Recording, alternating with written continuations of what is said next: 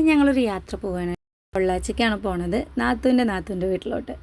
അപ്പോൾ ആളെന്നും വിളിക്കാറുണ്ട് കേട്ടോ അവരുടെ നാട്ടിലോട്ട്. പക്ഷെ നമുക്ക് എന്താ പറയുക, ഓരോ കാരണങ്ങൾ കൊണ്ട് പോകാനൊന്നും പറ്റൂല. എന്നാൽ അവരുടെ നാട്ടിൽ പള്ളി നേർച്ചയാണ്, അമ്പ്രാമ്പാളയം പള്ളി നേർച്ച. അപ്പോൾ എന്തായാലും ഒന്ന് വീട് വിസിറ്റ് ചെയ്യുക, പള്ളിക്കൊന്ന് പോയിട്ട് വരാനിട്ടോ യാത്ര തുടങ്ങിയത്. മീനാക്ഷിപുരം വഴിയും പോവുക, ഗോവിന്ദാപുരം വഴിയും പോവുക. അപ്പോൾ നമ്മളിതാ ഗോവിന്ദാപുരം, കൊഴിഞ്ഞാമ്പാറ അങ്ങനെ ആ റൂട്ടാണ് കേട്ടോ പോയത്. വീട്ടിൽ നിന്ന് ഇറങ്ങുമ്പോൾ തന്നെ 5:30 ആയിട്ടുണ്ടായിരുന്നു. അതുകൊണ്ട് തന്നെ അന്തരീക്ഷമൊക്കെ ഇങ്ങനെ ഇരുട്ടി വരുന്നുണ്ടായിരുന്നു.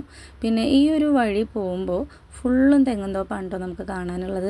തെങ്ങുംതോപ്പുകളുടെ ഇടയിൽ കൂടെയാണ് നമ്മുടെ യാത്ര. ഇത്രയും തെങ്ങുണ്ടായിട്ടാണോ കേരളത്തിൽ തേങ്ങയ്ക്ക് ഇത്രയും വില എന്ന് ഞാൻ ചിന്തിച്ചു പോയി.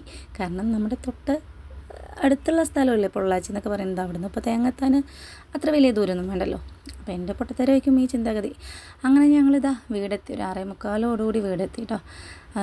റസ്ലും ഉമ്മയും കൂടി ഉച്ചയ്ക്കുള്ള ട്രെയിനിനാണ് വന്നിട്ടുണ്ടായിരുന്നത്. പിന്നെ നാത്തൂനും കുട്ടികളൊക്കെ 2 ദിവസമായിട്ട് ഇവിടെ വന്നിട്ട് അങ്ങനെ ഇതാ രാത്രിക്കുള്ള ബിരിയാണീൻ്റെ സെറ്റപ്പൊക്കെയാണ്. ഉച്ചയ്ക്കും ബിരിയാണിയൊക്കെ വെച്ചിട്ടുണ്ട്, എന്നാലും രാത്രി എല്ലാവരും ഉള്ളതല്ലേ, അപ്പോൾ ഫ്രഷായി വെക്കാമെന്ന് പറഞ്ഞിട്ട് ബിരിയാണീൻ്റെ ഒക്കെ പണി തിരക്കിലാണ്. അപ്പോൾ നമ്മുടെ ഷെസമോളുണ്ട് കേട്ടോ. അവൾ ഞങ്ങളെ കണ്ടതും എന്താ നല്ല ഹാപ്പിയാണ്. ഇവിടെ വില്ലത്തിയായിട്ട് അവൾ നടക്കുകയാണ്. പിന്നെ ഇതാ ചായയൊക്കെ വെച്ചു, അതൊക്കെ കുടിച്ച്. ഇവിടെ ഒരു അണ്ണാൻകുട്ടി ഉണ്ടായിരുന്നു. ഇവരിതിനെ അനിൽ എന്നാണ് കേട്ടോ പറയുന്നത്. നമ്മൾ അണ്ണാൻകുഞ്ഞ് അല്ലെങ്കിൽ അണ്ണാൻ എന്നൊക്കെ അല്ലേ പറയുക. ഇവരിതിന് അനിൽ എന്നാണ് കേട്ടോ പറയുന്നത്. എനിക്കത് എന്തോ പേര് പോലെ തോന്നുന്നു. പിന്നെ കുറച്ച് നേരം അവിടെ ഇരുന്നിട്ട് ഫുഡൊക്കെ കഴിച്ചിട്ട് ഞങ്ങൾ ഇറങ്ങി കുറച്ച് നേരം പള്ളിയിലൊക്കെ ഒന്ന് പോയി കാണാമെന്ന് വിചാരിച്ചു.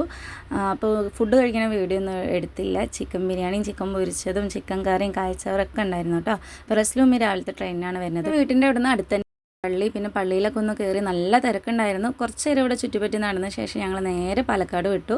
10:45 വീടെത്തി. അപ്പോൾ അത്രേ ഉള്ളൂ. Okay, beta.